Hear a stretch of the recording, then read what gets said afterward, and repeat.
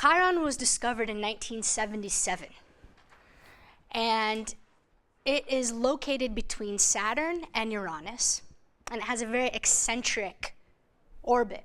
So sometimes it goes inside of Saturn and then it goes outside of Uranus. You know, it doesn't have more of that kind of traditional elliptical orbit like the other planets do, so it's more eccentric. And when it was first discovered, it was considered to be a minor planet. And then they realized it's more of a comet, but it's classified as both, a minor planet and a comet. I think of it more as a comet.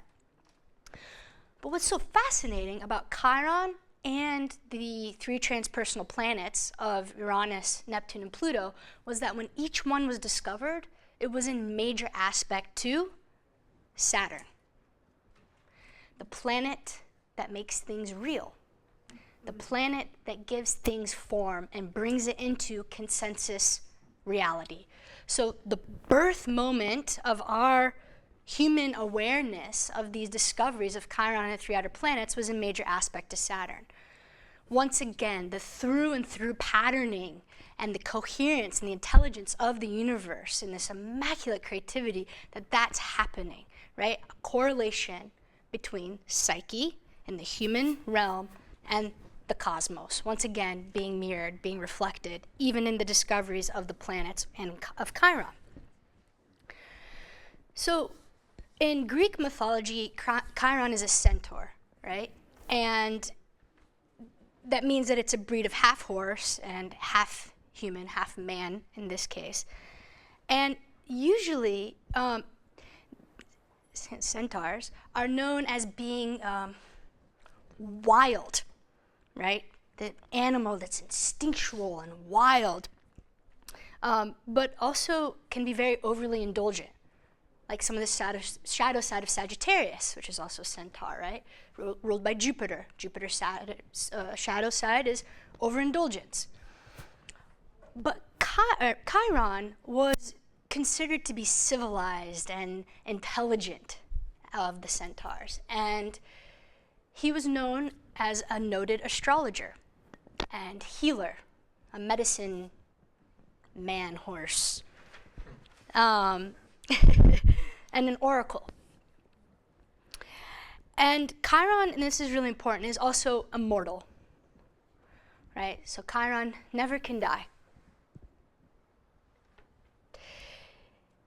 So the reason why Chiron is so interesting to us is because as being a healer and a medicine centaur, he created these poisons and these elixirs. And one of the stories goes that he was teaching Hercules how to use this poisonous arrow. And when he was there with Hercules, the poisonous arrow that Chiron created the concoction himself accidentally fell and the arrow hit him in the thigh. And all of a sudden, he's poisoned. His own poison enters into his body, and he is never able thereafter to heal from it. The paradox of that, some would say the irony of that there is this person that creates these elixirs and is revered as a medicine person, a medicine healer, and yet too much of their own poison goes back into themselves, and now they are wounded for life, unable to ever heal from this wound. The medicine becomes a poison? Yeah, so I'll get there in a minute. No, it's okay. Do you have Mercury Uranus? No, you have Mercury Saturn. Look at it. Well, we'll talk about it. Uranus. What's that? We have the same thing, so I think it's Uranus. Yeah, Mercury Uranus.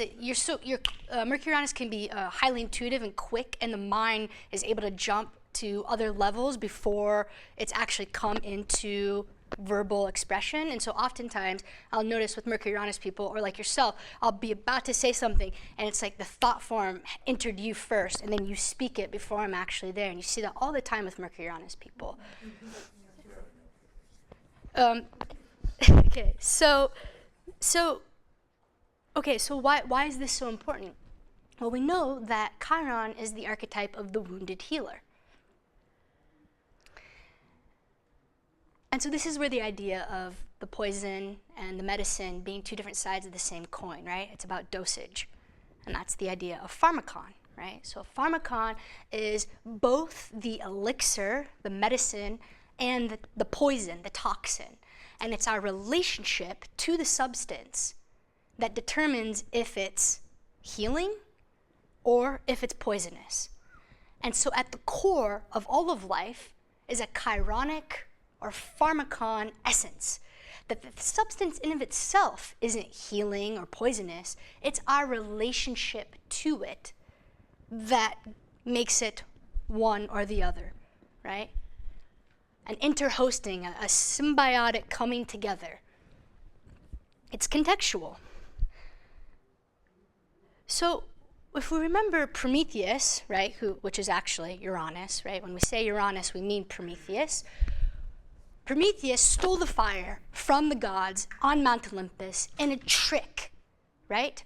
And gave humanity fire, gave humanity consciousness, taught us science and the arts and astrology, right? Freed us from being these puppets, these unconscious puppets of the gods.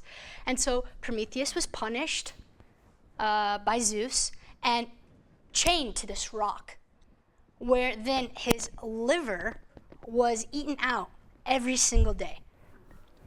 And he was just, sent there to be tortured and to die. But he can't, right? He can't die.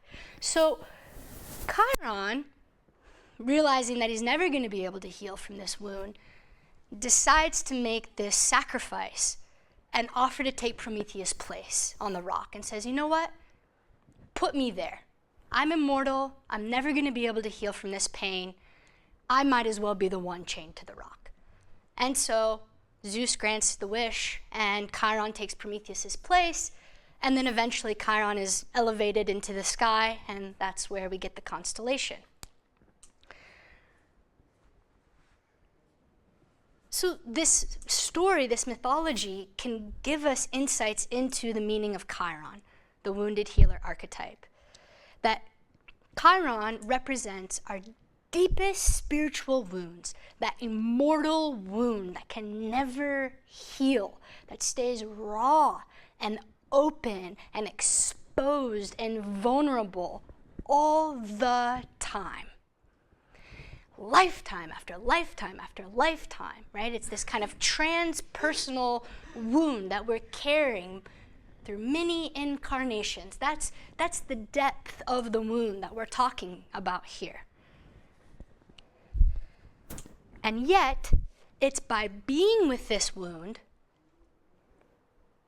that a moral and spiritual wisdom and strength is fortified by going into the depths of the pain and the suffering of Chiron, into this wound.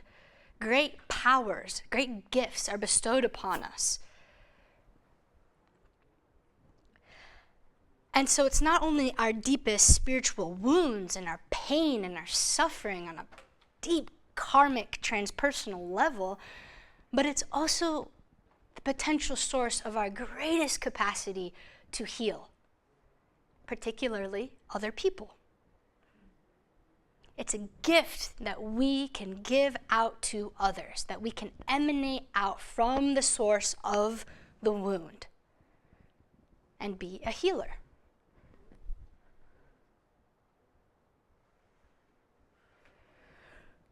We may overcompensate in this area of our life, right? The compensatory function. If you feel like you're not a very smart person, your compensation for that could be to become a very intellectual person, to become a mastermind that has a wealth of knowledge to compensate for the feeling of inadequacy around your mental capacities. So the compensatory function psychologically is something that is inside of all of us. So we all have our shadow. And usually what's in our persona, or what we present to the world, is our compensation for what is lying in our shadow. So with Chiron, our deepest wound, we often have this compensatory function to try to kind of master it in some way through lots of our own healing work or education. You see this oftentimes with therapists, right? Therapists usually become therapists because they're deeply wounded people who are going to essentially self-combust with their own neurotic nature if they don't find some kind of way to begin to make meaning and sense of it and then allow that to be a gift or a service to other people, saying, I understand crazy from the inside out, so, let me put this to use. And so the therapist or the medicine person is staying close to the wound. It's not about trying to cure it, but it's about learning to care for it. And by coming into this relationship of caring with it, we can begin to transform what was a poison, a toxin, or a wound, and transmute it into a gift, the healing, the medicine.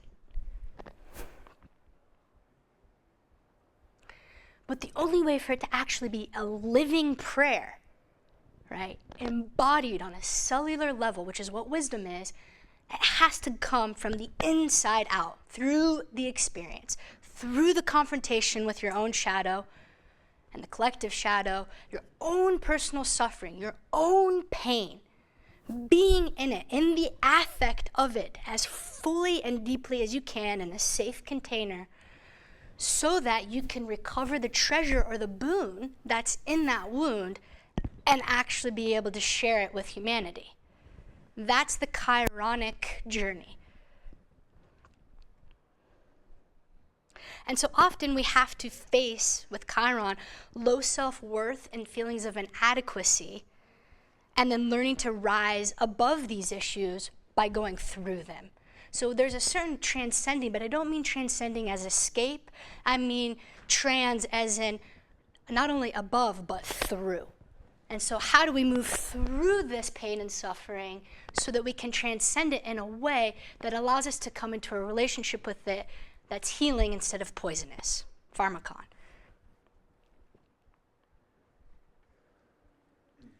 So oftentimes where Chiron is in our chart, both in the aspects that it makes, but also the sign and the house that it is in, now that we've brought that in today, it's often what we can teach well to others, even if we personally have a difficulty giving it to ourselves. So often where you see Chiron in the chart, you have some kind of mastery around being able to share it with other people. It's easy for you to give away the other planets that it's in some kind of way that feels respectable, admirable, noble, and yet it continues to be this persistent place of difficulty for you to give that same energy to yourself. So you can give the medicine out, but it's very challenging to be able to actually give it to yourself and to receive it. Not impossible, but very difficult.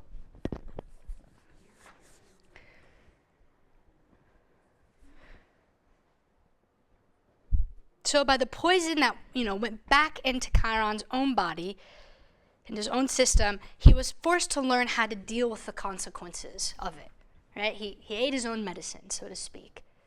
And then that forced him from the inside out to learn how to come into relationship with this poison.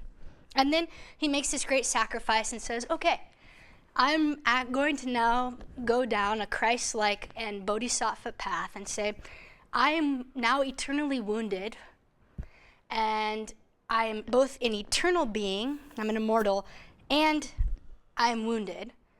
And those two things are now one.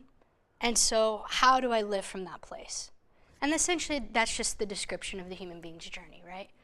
You incarnate from the infinite potential of the all into this little tiny body, and it's a tremendous death. It's a tremendous loss of the infinite potential of yes to this moment, this body. And so consciousness is traumatic, as one of my Pacifica professors used to say, Alan Combs. He was like, consciousness is traumatic. It's like, yeah, it is. To have self-reflexive capacities and to feel separate is fucking traumatic and the greatest gift we've ever been given. That's Chiron. It's the wound and the gift, right? So often Chiron can take this kind of selfless service, right? In its deepest form, it's about selfless service, but in this kind of paradoxical way where you realize that by being with your own pain and suffering, you're able to share your gifts out with others, which then becomes a living prayer that ripples out into consciousness, and you realize that the other is you. And so the way you heal yourself is by helping to heal others, and not some kind of bypassing way like, oh, now I'm just going to, focus all my attention at changing all of you. But how can I actually use my vocation and my service in the world to help heal you, which helps heal me, which helps heal you, which helps heal me? How can I nourish my deep roots to help nourish your deep roots, and have it become this reciprocal feedback loop that then ripples out to begin to heal this transpersonal immortal wound?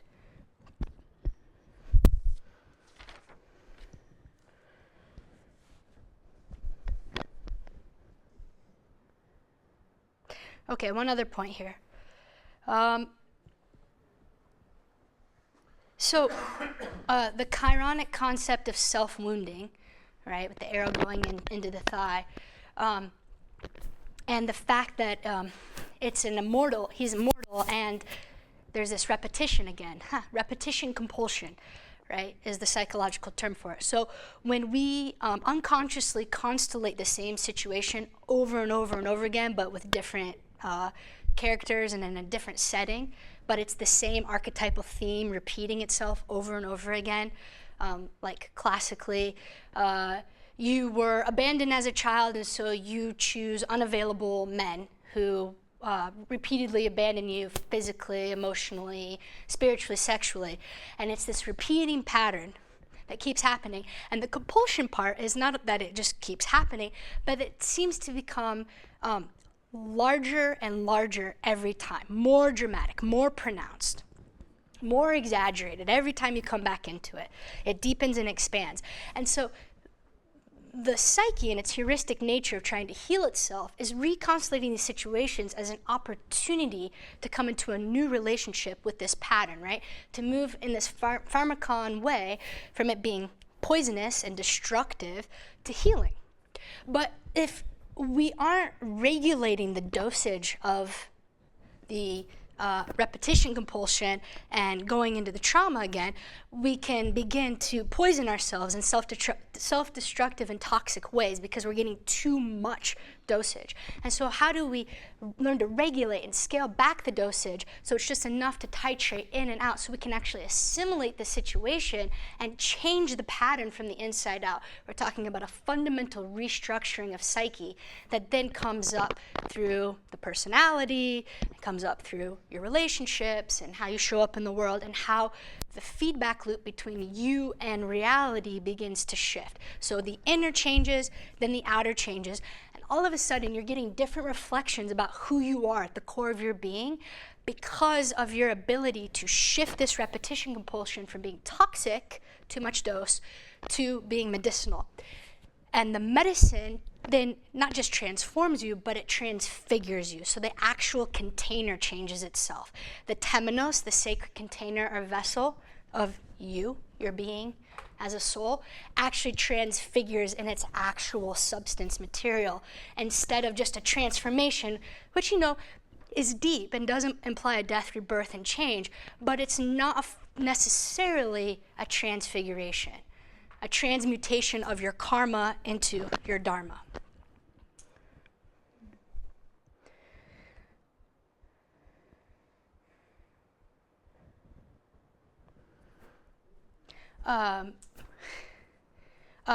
One resource that you can read if you want to learn more about Chiron is called Chiron and the Healing Journey by Melanie Reinhart. As far as I know, that's the place to go.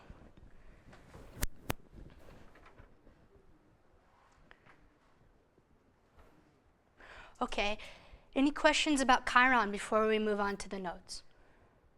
Or any thoughts? This repetition compulsion can be read also by the Codex of Groff.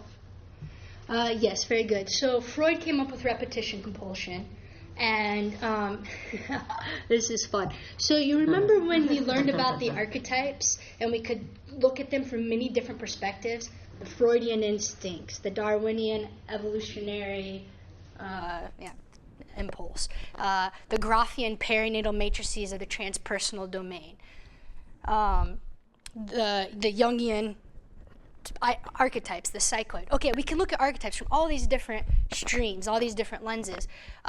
The same is true with repetition compulsion. So Freud called it repetition compulsion. Stan calls it coex systems. Rupert Sheldrake calls it morphogenetic fields. You know, it's these repeating patterns, and the more they repeat, the more lines that intersect energetically and create a wider and deeper and more intricate fabric. A neuroscientist would say, oh, the synapses in your brain. Every time you have a thought, you deepen and widen that groove.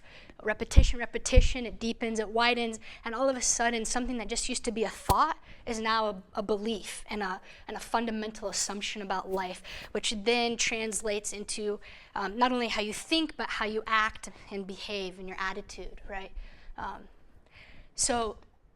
Archetypally, astrologically, we call these complexes, right? The archetypal complexes, which you can see in the archetypal combinations that you're born with. So Venus-Saturn is an archetypal complex, and depending on which dimension of interpretation you're looking at, it could mean many different things. One of them, just staying with this theme, of the broken heart, because of the abandonment, the outer abandonment of, let's say, a parent, then translates into many Saturn abandonments by lovers, but that could only really happen because there's been an inner abandonment of oneself. You internalize the outer abandonment into an inner abandonment, and then you draw in all these people who abandon you, so that what you can do ultimately is face the inner abandonment that you're doing with yourself.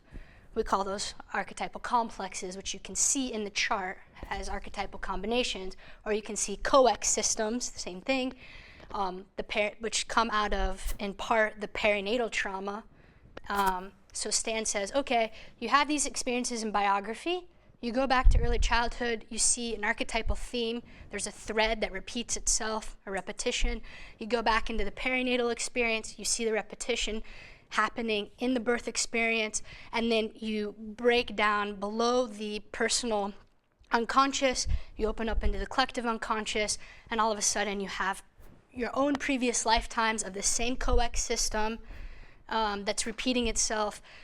And then you bring in some of Chris Beisch and his work with collective karma and morphogenetic fields on a species level, and you realize, oh, it's actually not just my past lives, but it's actually the species karma. It's the species collective ego or psyche having these coex systems. And so when I incarnate through the solar system, I incarnate through the species collective karma, and then I incarnate through the gender I'm born into collective karma, into the ethnicity, into the socioeconomic status, the country, the family, me, my soul, whatever that might mean.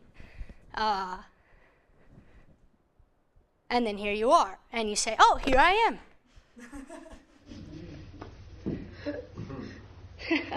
It's crazy. Yeah. I have a question about like how this relates. Like obviously Chiron can bring up a lot of really difficult content, and for example, when anticipating transits that would relate, say like Uranus is going to be going to 5 degrees with Chiron or something like that, and something that could like you feel into could like bring up a lot of fear and insecurity. In your experience, just how to like maybe some tips or tools how to hold anticipating something like that? Yeah. It's a great question. How to anticipate future transits that you see coming when you now all of a sudden have this perspective where you can have some level of anticipation of what could come. This is really important. A couple things. In The End of Cosmos and Psyche, Rick talks about observations on future planetary alignments. And he gets personal and he shares, you know, when I saw that Saturn and Pluto were going to form an opposition from 2000 to 2004, no, I'm sorry, let me back up. When I saw that Saturn and Pluto were going to form a conjunction from 1980 to 84, and I saw that every other time in the 20th century that these two planets came into hard aspect, there was a world war or a major crisis. World War I, World War II, Vietnam, the founding of the Cold War, and then 9/11. How do you not go, oh my God, does this mean another catastrophic war is going to happen? And then it turned out, no, it didn't. You know, everyone thought the Cold War was going to happen, and then it didn't. And you pause in that moment, you stop in your tracks, and you bow down before the mystery, and you're like, whew, what is the nature of an archetype? It's radically indeterminate, creative, multivalent, and multidimensional. It's an open universe. And so our participation with it shapes how it's going to be coming through. But it's not just our participation, it's the whole cosmos's participation with it as well, which we can never predict. So when we scale it down to our own life, there's a couple of things that can be helpful. One, it can be really helpful to go back and look at when those transits happened in your life already. So you can see this really easily with Saturn. I know you asked about Chiron and Uranus, but let's stay with Saturn. We know that Saturn forms quadrature angles to itself, hard aspects, from 6 to 8, 13 to 15, 20 to 22, and then 28 to 31. Those are the Saturn alignments that we all go through. So we can go back and we can track the narration the narrative that's unfolding, the teleological unfolding of our psyche through time. We can see by tracking past transits and looking at what was happening in our lives. And if we can keep a symbolic archetypal eye when looking at that and not get too caught up in the concrete particular of the expression, it can communicate to our soul the deeper lessons that we're trying to learn through each of these aspects. And that can help us in the present moment and on the future set the stage of our life to the degree that we can, from the little amount of information that we have access to say, okay, I know these types of things happen during this time, and I know that I want to shift the energy, so what can I do to help make that happen? And that requires you getting really honest with yourself about your psychological issues and what you're actually needing to transmute in order to step into a new version of what could be possible. Let me give you a concrete example. That could be like a good example with a 7-year rhythm. Yeah. Yeah. Mm-hmm. Yeah. Yes. Yeah, Saturn is a 7-year rhythm. A lot of relationships don't make it past the 7-year mark. Why? Saturn tests the bonds, and if it's not a strong bond, it's going to end it. You know. So let me give an example here. Okay, I'm going to get personal because it's the best example I know how to give right now. So I'm born with Venus conjunct Saturn. Have I talked about this already? I'm born with Venus conjunct Saturn. My father left when I was 3 to 4 years old. So I had a very early abandonment happen. Saturn is the father. Venus can be the little girl, but it's my heart, right? It's love, the principle of love. So my dad left.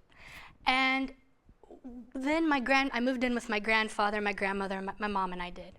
And my grandfather, who helped raise me, then died at my Saturn square when I was 8. A couple weeks after my 8th birthday.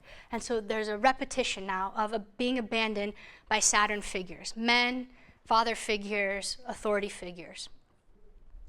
So I get to the Saturn opposition, and I pretty much leave home around 15 in most respects.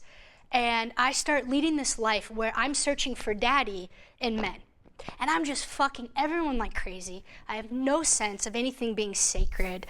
I have no sense of what love or relationship is because I haven't had a model for it. And I have really low self-esteem, right? I have low self-worth, which is common for the Venus-Saturn complex. And my lack of self-worth ends up creating these situations unconsciously where I'm with men who aren't good, right? They're not there. They're not present emotionally. You know, it's abandonment over and over again. So when Saturn squares, when Saturn aspects my Venus, I decided to get married at 18 as an unconscious attempt to give me some security, some stability. I really want to just feel safe. And, that lasts for about a year and a half because I was 18. And at the Saturn square Venus, I get divorced and I move out to San Francisco, and that's when I become an astrologer. And what does that do? That gives me the lens to see my psyche in this new way, which then ethically forces me to acknowledge and honor my shadow and realize, I've got a lot of inner work that I need to do to heal this Venus-Saturn complex of the broken-hearted little girl who was abandoned by her father, so that I stop self-sacrificing my needs and my boundaries for false sense of connection and love. Well, that's all well and said, but how are you going to do that? Well, sacred medicine journeys help, but at the end of the day, those are pretty insular.